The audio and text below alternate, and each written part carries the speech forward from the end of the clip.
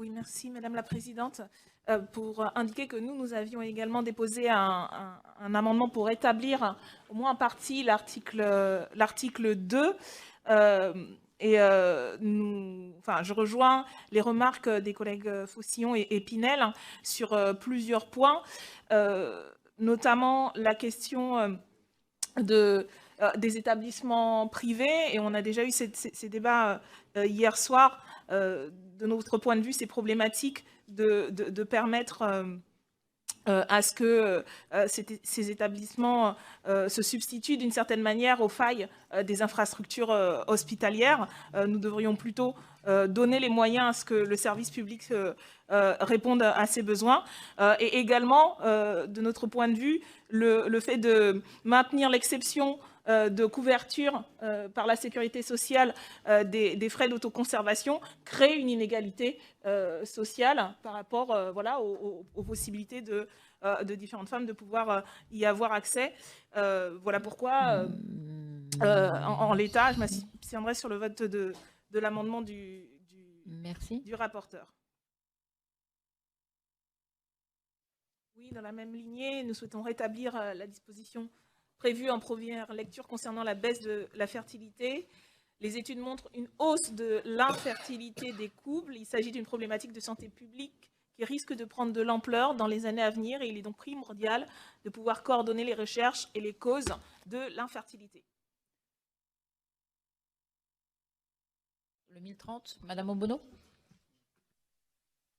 Oui, si vous permettez quand même que je fasse un point, puisque sur la méthode, puisque tous les amendements que nous avions déposés risquent de tomber si l'amendement de la rapporteure est adopté. N'ayant pas les moyens d'un gros groupe, nous n'avons pas eu les moyens de sous-amender comme ça a pu être fait par d'autres. Dans tous les cas, si nous sommes inscrits dans une démarche constructive par rapport à ce texte, nous avons des critiques sur ces manques, mais nous avons voté le texte en première lecture et étions aussi dans cette démarche-là. Donc, loin de moi l'envie de polémiquer pour rien, mais je tiens quand même à faire remarquer qu'effectivement, la présence de la ministre, je crois, est plus due effectivement à des désaccords internes au groupe majoritaire qui se répercutent sur la qualité du travail. Et je crois que ce n'est pas une méthode acceptable qui remet en cause, y compris le sérieux des travaux et la capacité de tous et toutes à véritablement intervenir sur ce texte. Oui, mais excusez-nous, chers collègues, parce que je trouve que ce n'est vraiment pas agréable comme situation d'avoir ce type de mauvaise surprise, surtout effectivement, étant donné que jusqu'à présent, je crois que les choses se passaient plutôt bien. Dans tous les cas, rapidement, sur notre amendement, qui est un amendement de suppression de l'article, puisque nous considérons que le système de filiation qui est mis en place dans cet article est extrêmement problématique, puisqu'il consacre un recul important pour les couples homosexuels qui ont recours à l'assistante médicale à la procréation. Il mentionne qu'aucune filiation doublement paternelle ou maternelle ne peut être établie envers un enfant, mais permet l'adoption qui est justement établie une filiation.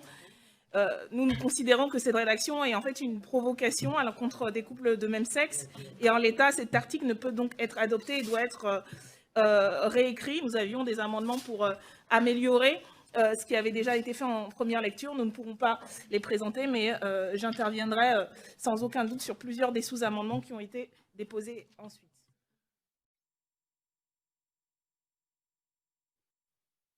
Oui, merci Madame la Présidente. C'est également un amendement de suppression de l'article 5A, puisque nous pensons que la gratuité du don doit rester totale.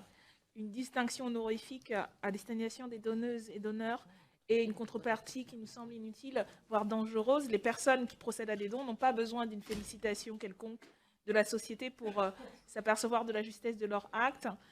Ce statut ne saurait constituer une motivation, et la seule sensation de faire une chose qui va dans le sens du progrès humain suffit à donner de la force à l'acte. Voilà pourquoi il me semble nécessaire de supprimer cet article.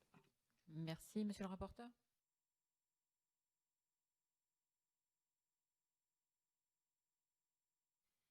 Oui, c'est un amendement de suppression des alinéas 5 et 6, puisque l'article 7 permet à des personnes faisant l'objet d'une mesure de protection juridique avec représentation d'exprimer leur consentement en matière de don d'organes, de tissus et de cellules.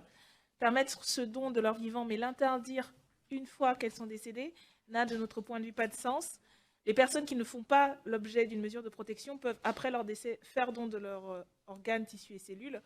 Et si le respect de la personne décédée est évidemment une des préoccupations majeures, aucune distinction, selon nous, ne peut être faite dans la mort entre les personnes ayant fait l'objet de mesures de protection juridique et les autres. Madame Obono. Merci Madame la Présidente. Moi je soutiens l'amendement et nous sommes plusieurs du groupe à avoir soutenu l'amendement du collègue du rapporteur Solignac.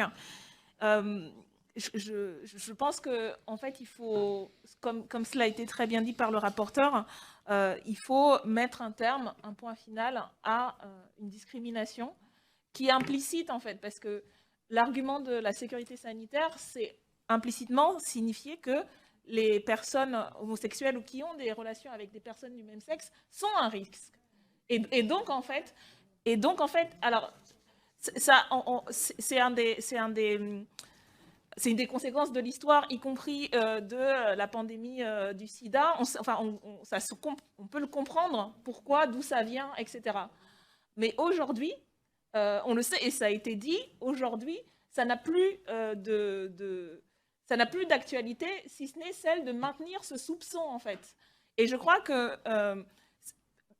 il faut faire ce travail, et je comprends l'argumentation de certaines associations pour qui le risque n'est pas tant, je pense, la question des personnes, mais que les conséquences d'un problème soient imputées ensuite à telle population et qu'on considère que voilà, c'est la faute des personnes homosexuelles s'il y a un problème à un moment donné. Mais je crois que nous, on doit assumer le fait qu'on donne des garanties contre quel que soit le risque, mais on ne discrimine personne.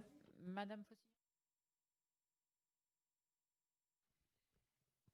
Oui, il s'agit d'un amendement qui vise à garantir que les personnes qui font don de leur corps à la science ou à la recherche soient traitées, voient leur corps traité avec respect. C'est notamment suite aux révélations des comportements et des conditions scandaleuses dans lesquelles étaient utilisés les corps à l'université Paris-Descartes.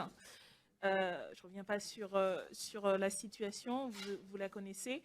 Il me semble que les personnes qui ont décidé de faire don de leur corps dans le but d'aider à la recherche médicale doivent pouvoir avoir la garantie que ce corps soit traité avec dignité. Voilà pourquoi nous proposons donc d'insérer un alinéa qui le formule clairement dans la loi après l'alinéa 5.